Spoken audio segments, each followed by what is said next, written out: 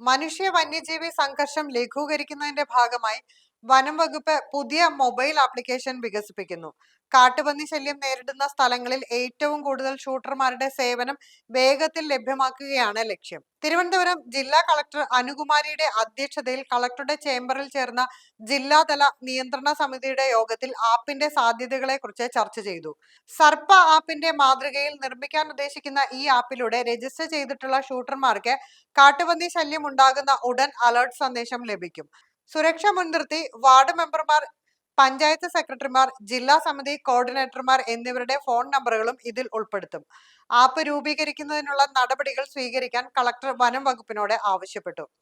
സർക്കാരിന്റെ 100 ദിന കർമ്മപരിപാടി നടപ്പിലാക്കുന്നതിനുള്ള തയ്യാറെടുപ്പുകൾ തുടങ്ങാനും തീരുമാനമായി. അതിന്റെ ഭാഗമായി പഞ്ചായത്ത് തലത്തിൽ കൂടുതൽ ഷൂട്ടർമാരെ ഉൾപ്പെടുത്തിയുള്ള പാനൽ രൂപീകരിക്കും.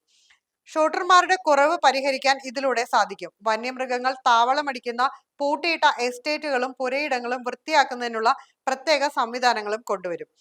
ഇതിനായി സ്വകാര്യ വ്യക്തികളുടെ പുരയിടങ്ങൾ, വ്യവസായ സ്ഥാപനങ്ങൾ, തദ്ദേശ സ്വയംഭരണ സ്ഥാപനങ്ങൾ എന്നിവയുടെ കീഴിലുള്ള ഇത്തരം സ്ഥലങ്ങൾ കൃത്യമായി മാപ്പ് ചെയ്യും.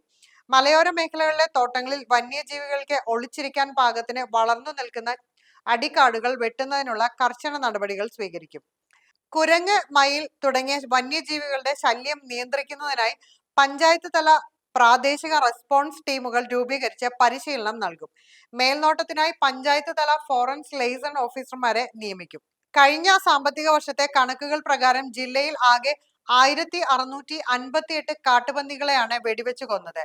തദ്ദേശ സ്ഥാപനങ്ങൾ തിരിച്ചുള്ള കണക്കിൽ നെടുമങ്ങാട് മുനിസിപ്പാലിറ്റിയാണ് ഏറ്റവും കൂടുതൽ കാട്ടുപന്നികളെ കൊന്നൊടുക്കിയിരിക്കുന്നത്.